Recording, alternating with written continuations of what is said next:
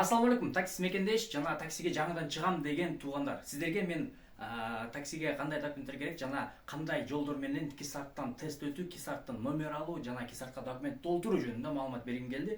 Өзүмдүн билген ченемде сиздерге маалыматты бөлүшүп кеттим. Биринчиден достор, кисартка тапшырыш үчүн сиздерге эмне керек? Сиздерге биринчиден госуслуги ачыш керек. Госуслугини подтверждение кылыш үчүн албетте МФЦга же болбосо пенсионный фондко барып туруп подтверждение кылсаңыздар болот. Госуслуга керектүү документтер бул СНИЛС, ИНН, паспорттун переводу жана өзүңүздөрдүн паспортуңуздар менен барып туруп регистрацияны көрсөтүп туруп сиздерге учетный запись ачып берет. Биринчиден кисартка эмне керек? Госуслуги подтвержденный керек.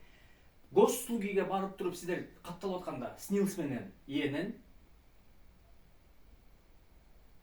андан кийин кисартка ушул подтвержденный госуслуга менен баракча ача алсаңыздар болот.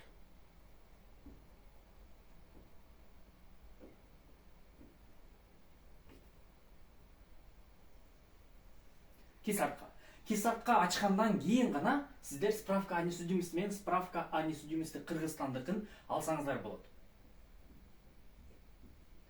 Справка о несудимостини сиздер госуслугини подтверждение кылганыңыздардан кийин ошол жака заявка таштап туруп справка о несудимости алсаңыздар болот. Жана справка о несудимости Кыргызстандыкын посольствого барып туруп 4 сааттын ичинде очередке туруп алсаңыздар болот. Это максимум.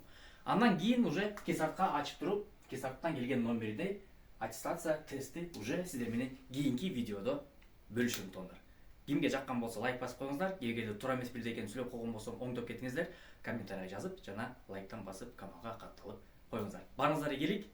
Суроолор болсо кайрылсаңыздар болот.